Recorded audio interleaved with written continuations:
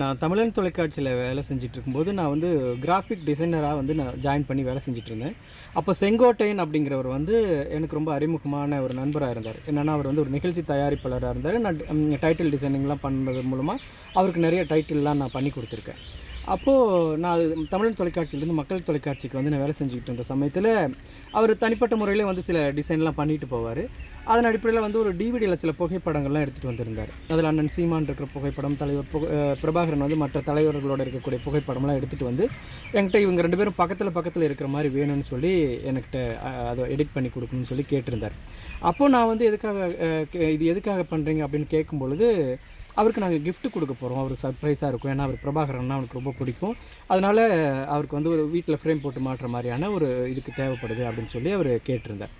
அதுக்கு நான் வந்து சரி எனக்குமே அண்ணன் சீமானையும் பிடிக்கும், பிரபாகரனையும் பிடிக்கும் அப்படிங்கிறதுனால நானும் அது ரொம்ப இன்ட்ரெஸ்டிங்காக வேலை செஞ்சு கொடுத்தேன். ஏன்னா நம்ம வீட்டில் ஒரு மறைந்த தலைவர்களை ஒரு பார்க்க முடியாத எம்ஜிஆர் மாதிரியான உச்சத்தில் இருக்கக்கூடிய தலைவர்களை வந்து நம்ம பக்கத்தில் இருந்து எடுக்கிற மாதிரியான ஒரு புகைப்படத்தை வந்து எடிட் பண்ணி நம்ம மனசு திருப்திக்கு வந்து வீட்டில் மாட்டிக்கிறதுலாம் அப்போதைக்கு ட்ரெண்டாக இருந்தது. ஃபோட்டோஷாப் 7 வந்த காலகட்டத்தில்.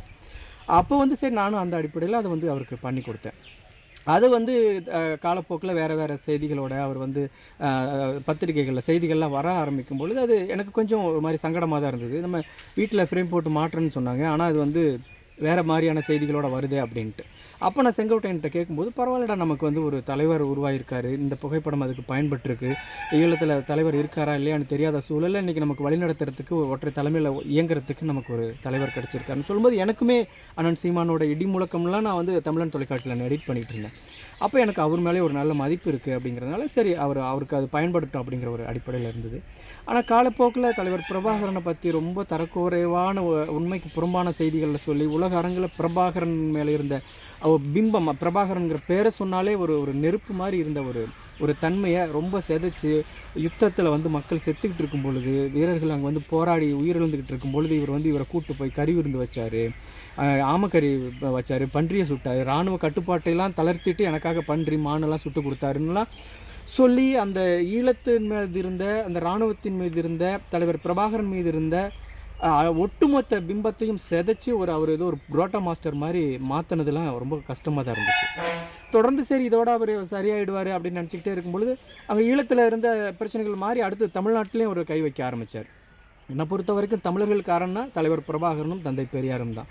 அப்போது இங்கே வந்து அவரோட டீம் பார்ட்னர்களோட சேர்ந்துக்கிட்டு அவர் வந்து தந்தை பெரியாருடைய அவர் சொல்லாத கருத்துக்களெல்லாம் அவர் சொன்னதாகவும் உண்மைக்கு புறம்பான கருத்துக்களை சொல்லி அவரை வந்து ஒரு ரொம்ப கீழ்த்தரமான மனிதராக சித்தரிக்கிறதுக்கான வேலைகளில் ஈடுபடும் பொழுது இதுக்கு மேலேயும் அவரை வந்து அதே நம்ம எதுவும் பேசாமல் இருக்கிறது தவறு அப்படின்னு சொல்லி நான் அந்த செய்தியை நான் என்னோட முகநூல் பக்கத்தில் நான் பகிர்ந்துக்கிட்டேன். இதனால் உங்கள் மீது வளர்க்கிறோட என்ன அது இல்லைங்க, அவர் உண்மைக்கு புறம்பான இல்லாத செய்திகளையே சொல்லிட்டு தைரியமாக சுற்றும்போது நான் உண்மையான செய்தியை சொல்கிறதுல எனக்கு எந்த விதமான ஆட்சேபனையும் இல்லை. அதுக்காக என்ன வந்தாலும் அதை நான் வந்து பார்க்க சார். அவங்க கட்சி மூலிமா இருந்து உங்களுக்கு ஏதாவது மிரட்டல் ஏதாவது வந்து இல்லை, அது நான் வந்து எது வந்தாலும் சந்திக்க தயாராக தான் இருக்கேன். ஏன்னா அவங்களுடைய கட்சிகள்லேருந்து நிறைய பேர் இது வந்து போய் இதை வந்து இவர் பண்ணவே இல்லை அப்படிலாம் சொல்லிக்கிட்டு தான் இருப்பாங்க. அதை தான் செய்வாங்க. ஏன்னா எல்லா கட்சியில் இருக்கிறவங்களுக்கு கொடுக்கப்பட்ட வேலை அதுதான் உட்காந்து செஞ்சுக்கிட்டு இருப்பாங்க.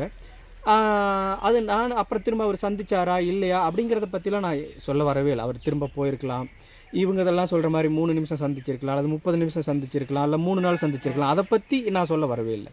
நான் எடிட் பண்ணி கொடுத்த புகைப்படம் உண்மையானது அப்படிங்கிறத நான் உறுதியாக இருக்கேன். அதை வந்து நான் ரொம்ப ஆணித்தரமாக சொல்ல கடமைப்பட்டிருக்கேன்.